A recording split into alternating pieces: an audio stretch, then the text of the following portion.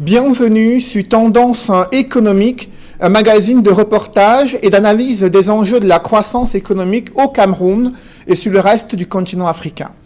Alors que la gouvernance financière et la gestion comptable sont des outils stratégiques pour le développement d'un pays, il est observé au Cameroun un manque criard de transparence avec un déficit dans la transmission des comptes de gestion aux organes de contrôle tels que la Chambre des comptes de la Cour suprême dans un récent rapport sur l'audit des fonds spéciaux Covid-19. Cette institution dénonce la mise à l'écart des comptables matières pour favoriser des détournements de deniers publics. Il apparaît alors de graves irrégularités, donnant un mauvais signal aux investisseurs et dégradant la note du Cameroun. À l'ère de la décentralisation, comment promouvoir la transparence dans la gestion des finances publiques au Cameroun au regard des insuffisances et dysfonctionnements décriés? Quel est le rôle des professionnels de la comptabilité et de l'audit? Comment peuvent-ils jouer un rôle important dans la reddition des comptes et la publication de l'information financière de qualité? Pour en parler, je reçois sur ce plateau le président de l'Ordre national des experts comptables du Cameroun, l'ONECA, un organisme qui projette un congrès sur la contribution des professionnels de la comptabilité et de l'audit à la transparence des finances publiques en matière de décentralisation au Cameroun. Léonard Ambassa, bonsoir. Bonsoir. Merci d'avoir accepté notre invitation. C'est moi qui vous remercie de m'avoir invité. Nous parlons d'un congrès qui est projeté par l'ONECA à Ebolova dans la région du Sud d'ici le 15 juillet 2021. Mais avant d'y parvenir, avant d'évoquer ce point important pour votre corporation, j'aimerais d'abord que vous définissiez le rôle et les missions d'un expert comptable dans les milieux des affaires, dans la vie publique d'une nation, d'une entreprise. Avant de répondre à votre question, je voudrais d'abord vous dire qu'on n'est pas... On est peut-être une corporation, mais on ne l'est pas. On est un ordre. Parce que le public commet souvent cette erreur-là de voir les ordres en termes de corporation. Quand vous dites corporation, ça veut dire que c'est un syndicat. Donc nous, on n'est pas un syndicat au vrai sens du mot, on est un ordre. Ça veut dire que c'est un pan d'une mission très importante que l'État devait faire et qu'il a confié à des professionnels techniques pour pouvoir le faire à sa place. Donc nous, c'est une mission de l'État que nous réalisons. Donc cela dit, vraiment, effectivement, il y a un congrès qui va dans ce sens-là. Vous voyez, la décentralisation au Cameroun aujourd'hui, je crois que c'est 15 ans, si je ne me trompe. C'est depuis 1996. Donc, depuis ce temps-là, l'Ordre des experts comptables, nous, on s'est mis avec notre ADN, parce que notre ADN, c'est sur les questions de transparence. Donc, on s'est dit, en observateur de tout ce qui est fait en ce moment, le moment venu, ce sont des problèmes de transparence. Ce sont ces problèmes qui font mal. Pour être simple, parce que quand on dit transparence, peut-être ma grand-mère qui est au village ne comprend pas ce que c'est. Parce que quand on dit que les gens, ils n'ont peut-être pas bien géré, ils n'ont pas bien rendu compte, ils ont confondu un peu les caisses et tout ça. Ça relève des questions de transparence. Donc c'est de ça. Nous avons pris du temps, on a fait des plaidoyers avec l'État. On a d'ailleurs reçu un label du ministère du Mindevel, donc avec l'avènement du ministre, l'arrivée du ministre Elango Bam. Donc j'ai d'ailleurs cette correspondance ici, qui fait de nous un partenaire à leur niveau. Et au niveau de la tutelle, ils savent très bien qu'on a toujours été à l'œuvre pour bien mûrir cette question. Et c'est un peu le fruit de ça qu'on va partager avec l'ensemble de l'écosystème qui participe dans le cadre de la décentralisation. Mais pour le commun des Camerounais qui vous écoutent ce soir, ils souhaitent davantage comprendre le rôle d'un expert comptable dans la vie économique d'une nation. Quelles sont vos missions? À quel moment est-ce que vous intervenez concrètement? Nos missions sont économiques. Je dirais d'ailleurs, pour prendre un exemple simple, parce que tous les Camerounais connaissent bien le FMI maintenant. Quand le FMI arrive dans un pays, on dit qu'il vient régler les pommes d'argent. Mais je dois dire que toutes les décisions économiques qu'on prend, toutes les décisions partent de l'investissement. Et l'investissement, c'est quoi? C'est d'abord des données économiques qui sont à la base des données comptables. Parce que vous voyez, vous allez même au niveau de la justice, quand un magistrat va connaître la vérité, il rend un premier jugement qu'on appelle un jugement avant dire droit. Alors, c'est pour que il demande à un expert comptable, par exemple, de lui rapporter vraiment la preuve. Parce on peut falsifier le discours, mais c'est difficile de falsifier les chiffres. Donc les chiffres rendent compte avec le maximum de sincérité possible. Donc c'est pour ça, les experts comptables au niveau d'une économie, je parlais tantôt du FMI, qui est le gendarme de la transparence, ils permettent de vous ramener les données. Si nous prenons au niveau de l'État vit de l'impôt. Et sur la base des données comptables que l'État va asseoir le taux de fiscalisation, par exemple, d'un individu, le contribuable, il va donner ceci. Donc ça, c'est un rôle sans sans le PIB, nous ne pouvons pas savoir quelle est la richesse d'un pays. Ce sont les comptables à la base de ça qui rapportent les comptes individuels. Les comptes individuels, et ça forme un ensemble d'agrégats qui permet de déterminer tout ça, et les revenus et autres, ainsi de suite. Donc, le rôle d'un comptable, vraiment, il est capital. Je pourrais même m'étendre dessus parce que cette question est importante. Si vous prenez aussi, le FMI est venu ici au Cameroun, ils ont fait un rapport ROSC, je crois, en 2006. Malheureusement, ce rapport n'avait pas eu beaucoup d'écho. Vous allez voir que parmi les gens à qui le FMI donnait les recommandations, il y avait l'ordre des experts comptables à côté de l'État en disant que sur tel problème, vous allez faire ceci. C'est pour ça que la Banque mondiale et l'IFAC, c'est-à-dire la grande organisation fêtière qui coiffe les questions comptables dans le monde, avaient fait une étude et ils ont dit que le niveau de développement d'un État, le niveau de contribution de ces institutions dépend du nombre de comptables pour 100 000 habitants. Va dire que cette étude a démontré que pour 100 000 habitants, je vais vous prendre notre indicateur. Le Cameroun, nous avons 7. C'est-à-dire nous avons, si 100 000 personnes, 100 000 habitants décidaient tous de faire des affaires, quelle est la chance pour qu'on rapporte des données comptables sur ces individus-là et qu'on puisse clairement rendre compte? On dit qu'on n'aura que 7 comptables, par exemple, ici au Cameroun. Donc la Côte d'Ivoire est un nombre largement insuffisant en comparaison avec d'autres pays africains. Largement insuffisant, puisque la Côte d'Ivoire est à 9, le Nigeria est à 15, et vous allez voir, je crois que si je ne m'abuse, le pays qui est dans les pays du peloton de tête, c'est un peu le Canada, qui a 1778. Donc ça veut dire quoi? C'est-à-dire que le bailleur qui vous donne de l'argent, il réfléchit 2 fois.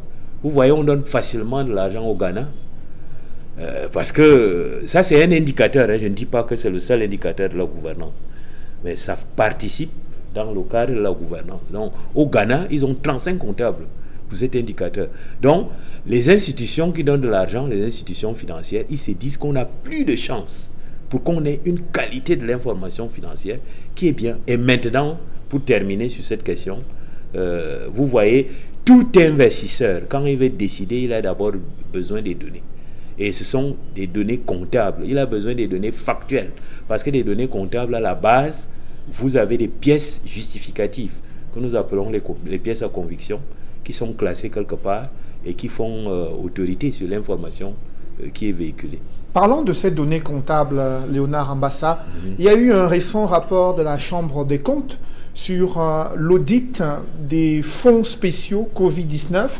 Il en ressort d'une synthèse de l'angle des rapports qu'il y a une mise à l'écart des comptables matières dans la gestion financière durant la lutte contre la pandémie de coronavirus. Pour vous, lorsque les comptables matières sont mis à l'écart dans la gestion financière, quelles peuvent en être les conséquences? Et quel rôle devrait-il jouer lorsqu'il y a une gestion financière d'un projet aussi important financé par les bailleurs de fonds? Oui, disons que sur ce point, je voudrais d'ailleurs dire que j'ai vu à un moment que le ministre des Finances, dans son intervention, il démentait un peu certains aspects, et apparemment ce rapport n'est pas vraiment le rapport final, parce que moi-même j'ai eu à discuter avec un inspecteur, avec un haut magistrat qui est à la Chambre des comptes, et nous intervenons tous au programme de socialisation supérieure. Il m'a d'ailleurs dit qu'il n'avait pas encore terminé le travail. Mais cela dit, je ne dois pas dévier votre question. Je voudrais répondre quand même pour dire que le comptable, ce qu'on appelle le comptable, il fait ses enregistrements. Par exemple, on est dans un studio là pour aller terre à terre. Donc, tout ce matériel-là qu'Equinox a investi, nous avons là les micros et les tables et de la lumière et tout ça. Ça, ce sont des éléments réels, des éléments physiques. Mais votre comptable n'est pas avec nous ici au studio. Le jour où on avait acquis ça, ce qu'il a eu, il a eu droit à une pièce. Il a enregistré une pièce. Donc, lui, il est dans son coin. Ça veut dire que les gens peuvent manipuler la pièce qu'il a obtenue là. C'est à cela que, par exemple, le comptable matière, il est utile. Nous n'avons pas exactement ce qu'on appelle le comptable matière, mais il y a une procédure qu'on appelle les inventaires. Parce qu'un comptable matière, il doit inventorier cela. Et il doit répondre des règles éthiques. Donc maintenant, comme lui, il vit là-bas, il est coupé de cette réalité. Le moment venu, celui qui a l'élément physique, il va se rapprocher de lui avec les pièces. Donc la pièce qu'il a n'est quoi? Qu'une image de la réalité. Mais c'est l'inventaire qui colle cette réalité-là à la vérité. C'est pour ça que nous parlons d'image fidèle. Donc ça veut dire que quand des éléments sont bien faits à ce niveau-là, on peut parler vraiment du factuel. Parce que ces images sont collées à la réalité. Et maintenant, on dit que les comptes reflètent la réalité. Et lorsqu'il y a une mise à l'écart de ceux qui sont chargés d'opérer ces missions, quelles peuvent en être les conséquences? Mais c'est que la procédure ne s'est pas déroulée peut-être dans les bonnes conditions, mais le ministre des Finances a encore apporté une réponse là. Moi, j'ai suivi son interview au Sénat. Alors, il y a un certain nombre de choses qui se sont passées dans des conditions d'urgence. Ce n'est pas le premier projet qui passe comme ça. Moi, je vais vous dire, les audits de vaccination, c'est Gavi Alliance. Gavi Alliance, qui est un gros bailleur, qui est avec Microsoft et la Banque mondiale, qui finance ça partout dans le monde. Donc, au départ, quand ils finançaient ce phénomène de vaccination dans les États, ils ont même à un moment un peu écarté les comptes. Parce que c'était une question d'urgence. C'est ce que le ministre a essayé de dire. C'est-à-dire, à un certain moment, on ne peut pas laisser les gens mourir pour dire qu'on va d'abord faire le compte de ceci. Donc, le chef de l'État lui-même avait appelé ça une fois le feu de l'action.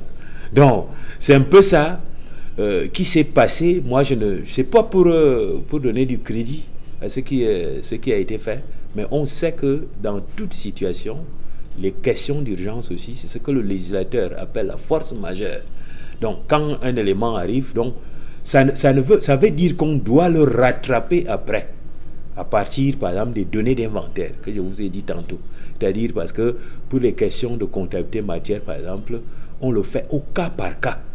Alors, si, par exemple, l'hôpital central demandait le matériel de respiration pour les malades de Covid, on ne va pas dire qu'on va d'abord faire compter, que le comptable matière prenne ça en compte avant d'aller donner ça. On est tenu d'aller d'abord sauver les vies et puis de venir après, parce que chaque situation en matière de gouvernance a une manière à laquelle on peut rattraper ça. Vous parlez de gouvernance, Léonard Ambassa, ça sera l'une des préoccupations au cœur de ce congrès que vous projetez à Ebolova dans le Sud d'ici le 15 juillet prochain. Oui. Pourquoi avoir insisté sur cette problématique de la gouvernance financière?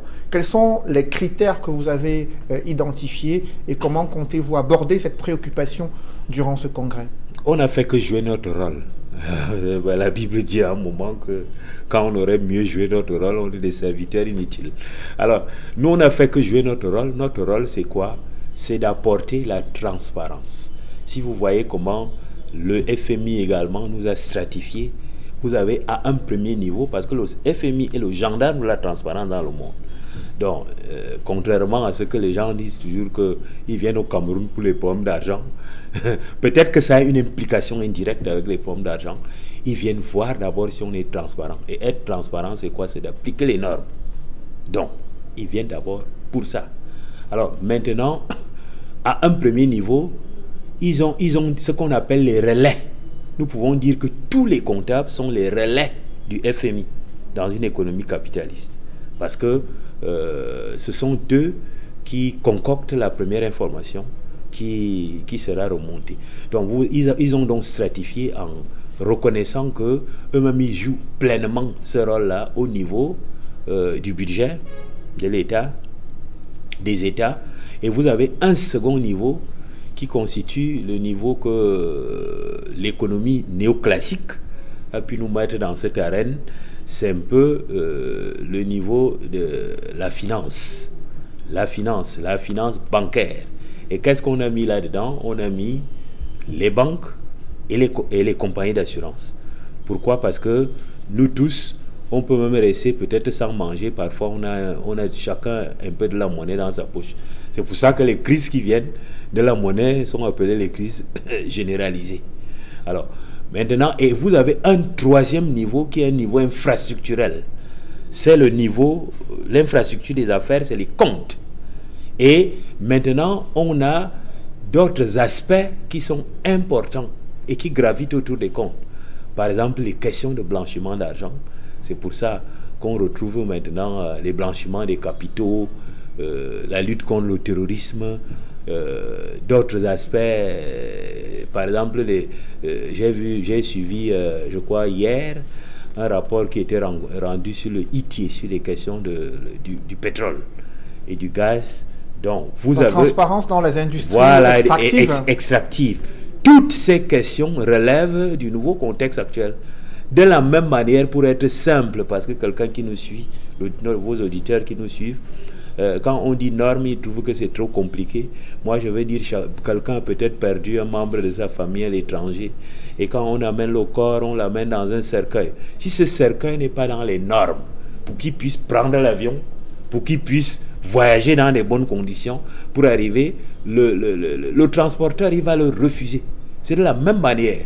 Ceux qui veulent nous donner de l'argent dans les affaires, par exemple, ont besoin de savoir qu'on est transparent parce qu'on a bien appliqué les normes. Et c'est en ce sens-là que généralement le FMI, il dit à son cousin, c'est une expression que nous aimons utiliser, son cousin c'est la Banque mondiale. Il va dire à la Banque mondiale, celui-ci il est transparent et la Banque mondiale commence à t'accorder des facilités. Pourquoi? Pour donner un gros signal aux banques et à ce que vous pouvez aller. C'est comme ça. Donc, les questions de transparence sont au cœur de l'économie. C'est pour ça qu'on s'est dit, dans un congrès, que dans un axe prioritaire de la politique de l'État, qui est la décentralisation, il faut qu'on apporte des questions de transparence. Beaucoup de gens partent en prison parce que, parfois, j'ai discuté avec le ministre Elango m'a fait l'honneur de me recevoir en audience. Il me rapportait quelque chose que parfois les gens se battent politiquement vraiment pour avoir d'abord le mandat d'être élu maire, député et tout ça. C'est après qu'ils commencent à apprendre leur métier. Justement, concernant les magistrats municipaux, oui, puisque la question de la décentralisation sera au cœur de votre rencontre entre experts comptables, il y a la reddition des comptes, la transmission des comptes de gestion aux organes de contrôle tels que le contrôle supérieur de l'État, la chambre des comptes de la Cour suprême. On a vu ces dernières années plusieurs magistrats municipaux interpellés, placés en garde à vue, traduits devant le tribunal criminel spécial pour une mauvaise gestion durant le moment où ils étaient à la tête des exécutifs municipaux. Quel regard portez-vous sur cette gestion des fonds publics dans les collectivités territoriales décentralisées? Disons que notre regard, c'est un regard de conformité. Vous allez voir quand l'expert comptable rend son rapport, il a souvent une formule consacrée là à la fin. Quand il dit « je certifie ces comptes », il va dire c'est qu'on sont conformes. Ça veut dire qu'en tout point, ils respectent tout le dispositif réglementaire. Les lois, les règlements, les décrets, et ainsi de suite. Ils sont conformes, c'est ça la conformité. Il dit, les mêmes cons sont sincères. Ça veut dire comme dans la loi Le Chapelier à l'époque, le comptable qui a enregistré ça, il peut jurer que je jure, que je n'ai dit que la vérité. C'est ça la sincérité. C'est-à-dire qu'il y a une dimension morale dans les comptes qui ont été établis.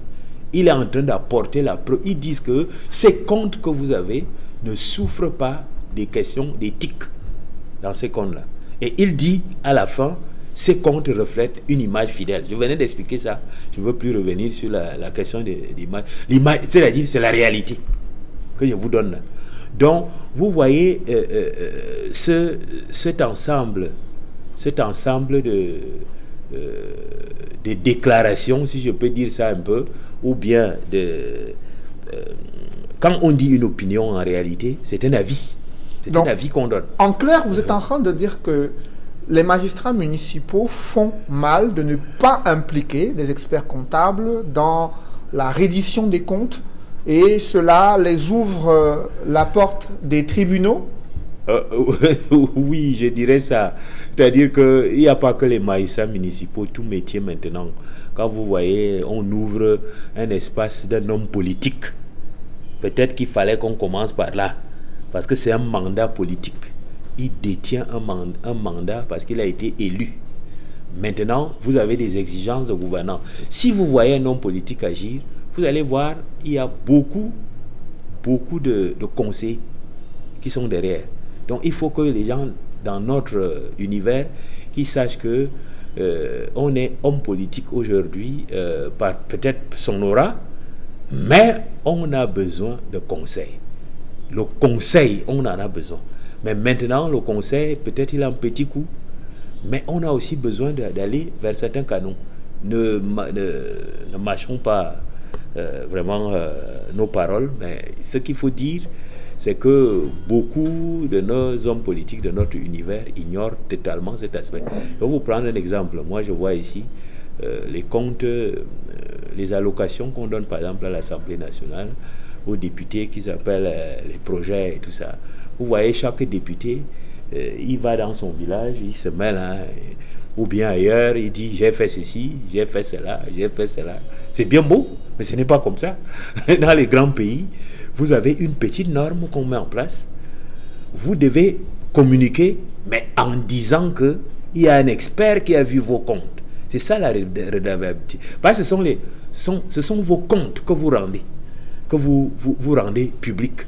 Ce n'est pas les simples bavardages qui peuvent être un peu en marge même de ce qui doit être fait. Mais dans la publication des bilans de certaines structures, hein, on a observé une certification des comptes de gestion, mais quelques années après, les enquêtes judiciaires mènent à l'arrestation des responsables des entreprises. Pourtant, il y a eu certification des comptes durant les périodes où il y a eu ces allégations de détournement de deniers publics. Est-ce qu'il y a aussi une responsabilité de la part de vos confrères experts comptables qui certifient des données souvent où il y a des zones d'ombre importantes et qui permettent des détournements de fonds publics? Alors, il faut bien discriminer les certifications, il faut discriminer aussi les métiers.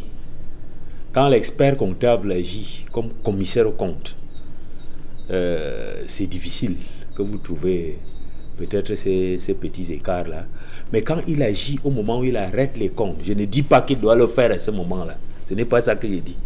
Quand on fait un arrêté des comptes, ça veut dire qu'il participe pour vous accompagner. Et vraiment, la meilleure femme ne peut donner, la plus belle femme ne peut donner que ce cas-là. Donc, il y a quelque chose qu'on fait en matière d'audit, ce qu'on appelle, c'est la déclaration du dirigeant. Parce que moi, je ne vis pas avec le chef d'entreprise. Je ne vis pas avec lui. C'est lui qui me fait la déclaration que je vous ai donné toute l'information. La question que vous posez, elle est fondamentale. Vous allez voir, nous insistons là-dessus. Parfois, un directeur général, il va vous dire que mais pourquoi vous me demandez ça? On demande ça au niveau de l'audit pour savoir est-ce que la quantité des données que vous m'avez données est vraiment suffisante. Est-ce que vous m'avez tout donné? Parce que nous, on n'a pas l'armée derrière, on n'a pas... Même le Consupé ne vient pas avec la police pour venir contrôler, par exemple, les mairies ou bien les entreprises publiques. Mais c'est la déclaration que vous faites. C'est pour ça, en matière de gouvernance, il y a deux pieds.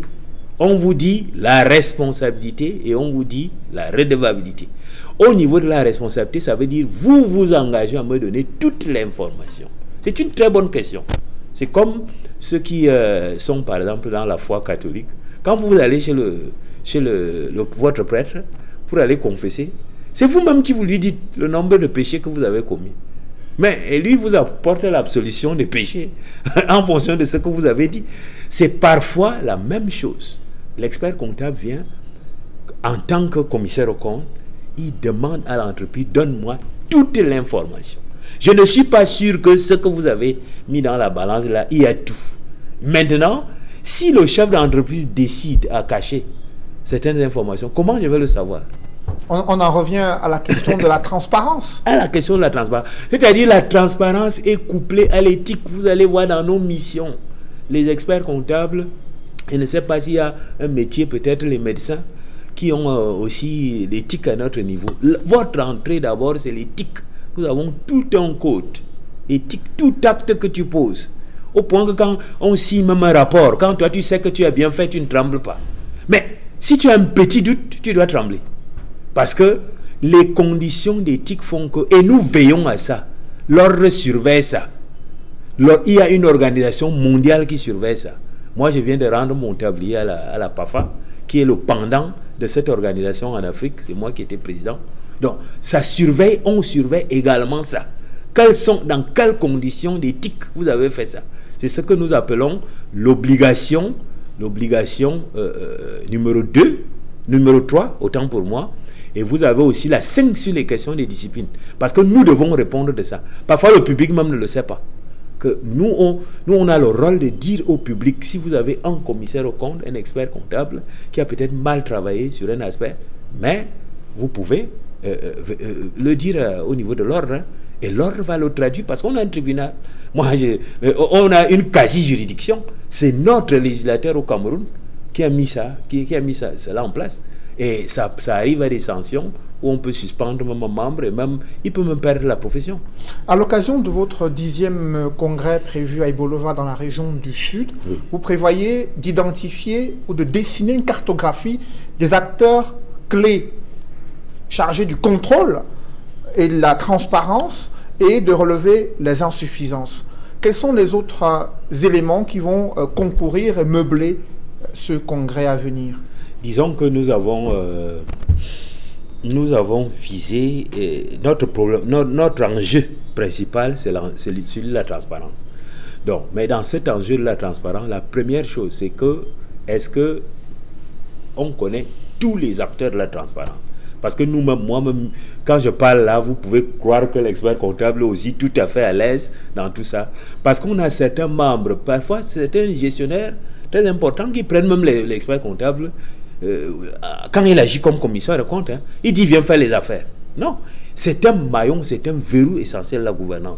Dans des grands pays, il est même protégé parce que pour garantir son indépendance, parce que c'est des questions d'indépendance qu'il s'agit à ce niveau, il est garanti même, il ne doit pas courir derrière même le paiement après. Si on sent que vous voulez le tenir pour qu'il marche derrière vous, pour bénéficier d'une mission ou pour se faire payer, mais il y a des sanctions qui tombent dans certains pays. Or, on retrouve certains de nos dirigeants qui ne maîtrisent même pas déjà ce basique, et qui croient que faire venir un expert comptable, bon, c'est parce que la loi me le demande. Non, c'est une mesure très importante. Il n'y a aucune mission d'expert comptable où il va vous sortir une cartographie des risques. Donc, il va vous sortir les risques que vous courez dans votre affaire. Et ça vous sert énormément pour que vous puissiez aller vraiment dans le sens des bonnes balises. Donc maintenant, sur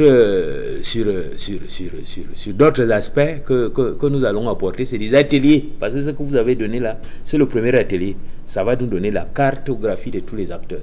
Et on va s'interroger, quand on est maire, le maire doit savoir que à tel moment, vraiment tel acteur, mais utile. Il n'est pas là seulement parce qu'il devrait être. Dans le deuxième atelier, nous avons mis ce qu'on peut appeler les référentiels.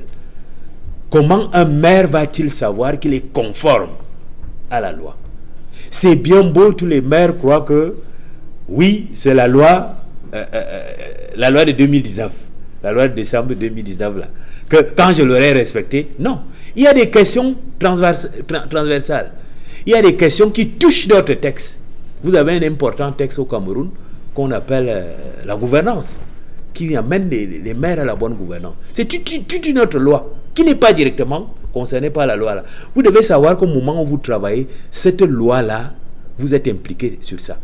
Vous avez un règlement général que l'État a publié en matière de comptabilité qui existe. C'est aussi.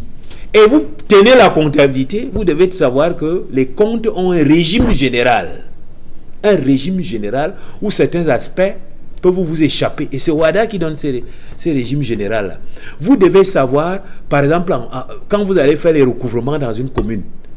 Donc, l'État n'a pas un dispositif spécifique qu'il a mis. Peut-être que l'État a mis des petits textes, mais l'État s'inspire aussi d'un acte uniforme qui fait office en matière de recouvrement.